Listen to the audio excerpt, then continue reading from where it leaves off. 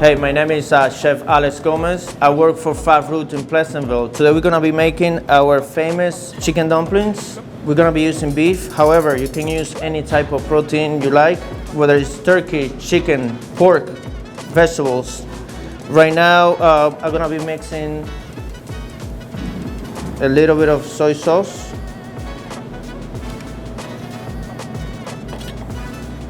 ginger, fresh garlic,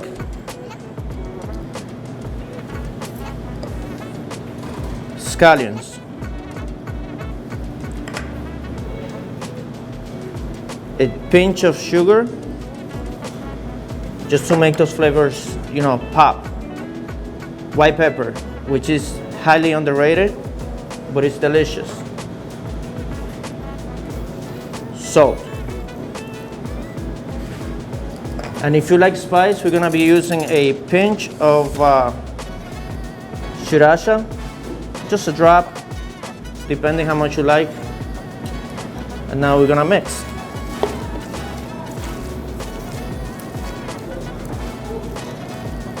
Make sure that it's well mixed, so that way you can get all those flavors in. Once it's very well mixed, we're gonna make our simplified version of dumplings. These are wonton wrappers. You can find this at Whole Foods. All you need is a little water on the edges here, so the wonton sticks together. Just a little bit around. Right?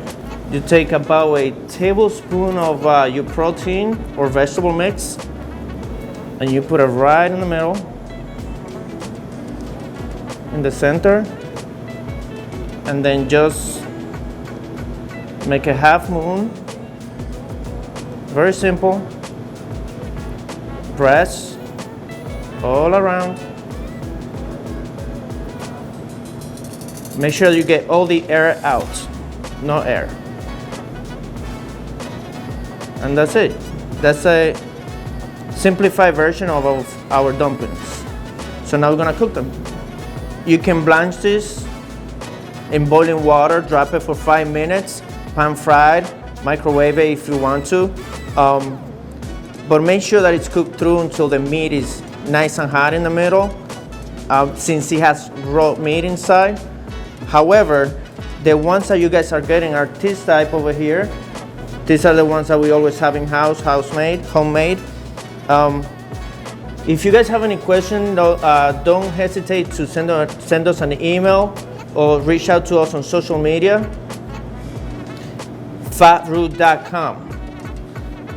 So this is how we're gonna finish it up. A little chili oil. Szechuan peppercorn chili oil. You can buy this at our store if you don't have it available at home. Black rice vinegar.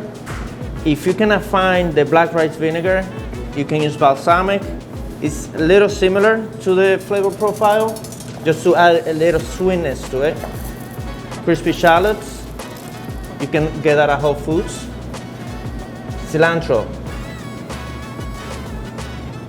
Just to add that little, freshness to it. So that's it for now, guys. Very simple. This is what you're gonna be getting at home. If you guys, once again, if you have any questions, don't hesitate to reach out to us. Now I'm gonna pass it on to Chef Morgan, who is gonna show you how to make our famous spare ribs.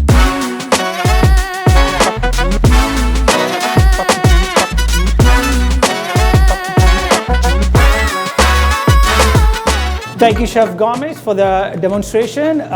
For those who don't know me, my name is Morgan Anthony. I'm the chef and culinary director of Village Social Group. Chef Gomez is assisting me. We are based in Westchester. We have Village Social in Mount Kisco, Village Social in Roy. We also have a locale in Mount Kisco, locale in New Canaan, which is in Connecticut. And we have Pub Street, which is in Pleasantville, and we have a Fatt Root where we are today, which is in the Pleasantville as well, which is an Asian-inspired street food. That's where I came from. I came from Malaysia, so this is my type of food. But today we're going to show you slow-cooked spare ribs. It's a small, like simplified version, so that it's easier for you guys to make it at home. You need probably, I would say, 4 to 5 pounds of spare rib. You could apply same recipes for beef, or if you like, probably briskets. Or you could actually apply for short rib if you want to slow cook them. Very similar spices and techniques. Obviously, this is more like an Asian inspired. Here I have garlic powder, onion powder, 5 spice, a smoked paprika to give you a little bit of the smokiness. In fact, we actually slow smoke this, but we don't want to do that today. So the smoked paprika gives you plenty of hint of that smokiness that you're looking for. And then we also have honey, hoisin. We also have soy sauce, canola oil, sriracha, some chopped ginger and garlic. You could actually always mix and match with a lot of these flavors. See, it depends on how salty and how sweet do you like and so on. Number one, make sure you have a good slab of spare ribs. You can get these from Whole Foods or anywhere you like. I like to use this metal tray so that I could actually start and finish it and put it in the ovens easier. I apply all the dry spices first, and you just kind of like a massage them very generously. Sometimes I like to leave them kind of a marinate overnight. Again, that's a preference, so that you kind of almost like let it cure. So once you really massage them, so the dry rub always the first.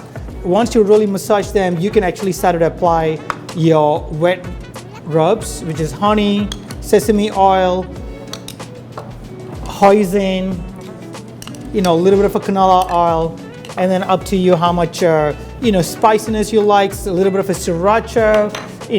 If you like some ginger and garlic, please feel free to use that as well.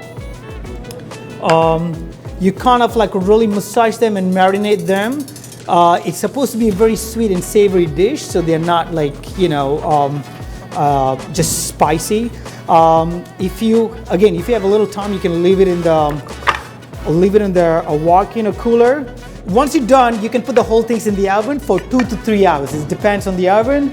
After that 2.5 hours time, you can just gently pull the bones of meat, see whether they comes apart. If they comes right off, this means like they are almost done, or they need a little bit of time. It all depends on your preference. I do not like very soft fall apart texture. I would like a little bit of a resistance. So that's, I think, I believe about 2.5 hours. But beside that, that's a simplified version versus what we do here, which is take 12 hours. Having said that, I would like to continue showing you how do we finish and how we garnish it. Here we have the pre-slow cooked spare ribs. This is how they look like. They'll look like nice and meaty, so they don't really lose a lot of water contents. You're going to be at home, you guys going to be receiving already pre-smoked, pre-cooked spare ribs. All you need to do is basically, you're going to have hoisin sauce that comes with it, and you're going to have some sesame seeds. You also have some lime that's going to come. So all you need to do is you're going to garnish your spare ribs with a little bit of hoisin, really massage them one more time,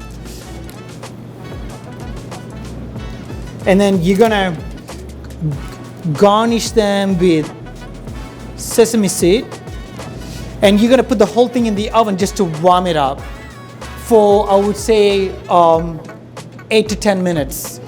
Once you warm it up, all you need to do is basically finish it by squeezing a little bit of a lime and place it on the plate.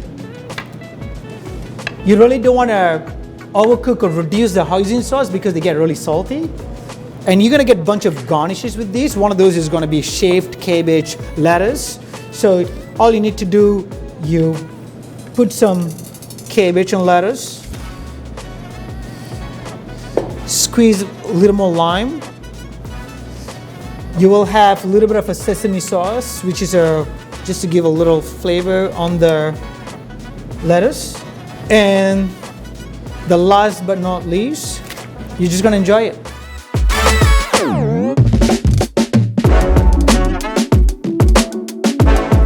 Guys, thank you so much for checking us out, and thanks for WCC for this opportunity for this year.